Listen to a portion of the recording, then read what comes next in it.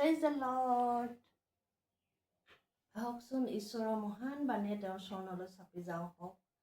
যীশুৱে ভাৱবাদীত লিখা আছে, নিশ্চয় তেওঁ আমাৰ যাতনাবোৰ ল'লে, আমাৰ ৰোগৰ ভাৰ বলে, তথাপি আমি হ'লে তেওঁক আঘাতিত ঈশ্বৰৰ দ্বাৰাই প্ৰহাৰিত আৰু দুখিত যেন জ্ঞান কৰিলোঁ। কিন্তু আমাৰ অধৰ্মবোৰ নিমিত্তে তেওঁক খোচা হ'ল, আমাৰ অপৰাধবোৰ নিমিত্তে গুৰি কৰা হ'ল।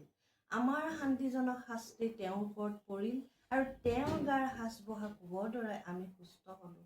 আমি সকলোৱে ভেড়াৰ নিচিনাকৈ অপথে গৈছিলোঁ, প্ৰতিজনে নিজ নিজ বাট লৈছিলোঁ, আৰু জিহুৱাই আমাৰ সকলো অপৰাধৰ ভাৰ তেওঁৰ ওপৰত দিলে। হয় প্ৰিয়সকল, তেওঁ আমাৰ অপৰাধৰ ভাৰ বলে, আমাৰ পাপৰ বাবে কোচত উঠিল, আমাৰ শান্তিৰ বাবে শাস্তি খালে, তথাপি মুখ নেমেলিলে, কিয়নো তেওঁ মহান, তেওঁ দয়ালু, তেওঁ উদ্ধাৰকৰ্তা।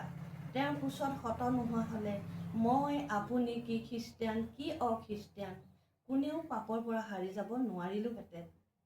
তেওঁৰ বাবে আজিও মানৱ জাতি, তেওঁত বিশ্বাসীসকলে পাপৰ পৰা উদ্ধাৰ পায়, যদিহে তেওঁত বিশ্বাস কৰে।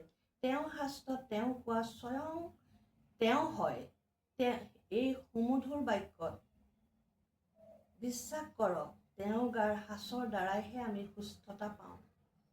তেওঁ বিশ্বাস কৰিলে যিমান ডাঙৰ বেমাৰ নহওক, শৰীৰত, মানসিকত, তেওঁৰ সাঁচৰ দ্বাৰা আয়ুসৰ কালত তেওঁ সুস্থতা দিয়ে, যদিহে তেওঁত বিশ্বাস কৰোঁ। গতিকে হয় প্ৰিয়সকল, ডাক্তৰ দিছে, ডাক্তৰ লাগিব। ডাক্তৰে যি মেডিচিন দিয়ে, যি অপাৰেশ্যন কৰে, যি কৰে, ঈশ্বৰে দিয়া জ্ঞানৰ পৰাহে কৰে। ডাক্তৰো সেই মানুহে হয়। সেয়েহে প্ৰথমে তেওঁত বিশ্বাস কৰক প্ৰিয়সকল। আপুনি মই এই বাক্যৰ দ্বাৰা জীৱন পাব। আজি মই এই বাক্যৰ ডাঙৰ সাক্ষ্য। ডাক্তৰে 1 ঘণ্টাও মোৰ কাৰণে মাৰাত্মক কৈছিল। মোৰ লিভাৰ ফুলি গৈছিল, জণ্ডিছ হৈছিল, অনেক শৰীৰত বেমাৰ হৈছিল। আজিৰ পৰা 10 দিনৰ আগত, মই আগতেও সেইদিনা সাক্ষ্য দিছোঁ।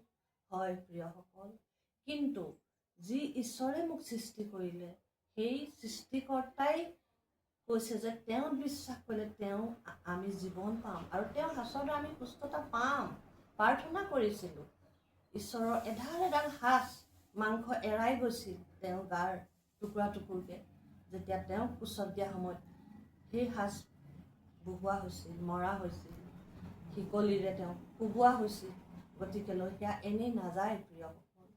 তেওঁত বিশ্বাস কৰক। আপুনি মই কোনোবা যদি আজি অসুখত আছে, ৰোগত আছে, মানসিক দুখত আছে, তেওঁৰ সাঁচৰ দ্বাৰা সুস্থতা পাব, তেওঁত বিশ্বাস কৰাৰ দ্বাৰা জীৱন পাব। আমি সকলোৱে এনেকুৱাই পাপ কৰিছিলোঁ, ভেড়া ছাগলী গতে অপথে গৈ আছিলোঁ, কিন্তু ঈশ্বৰ যীশুৱে আমাক ধৰিলে, আমাক বাট বুলালে। প্ৰিয়সকল, সেয়েহে আপোনাসৱৰ ওচৰত অনুৰোধ জনাওঁ, সেই যীশু খ্ৰীষ্টত বিশ্বাস কৰক, অনন্ত জীৱনৰ অধিকাৰী হওক, জীয়াই থকা কেইদিন সুস্থতা পাওক।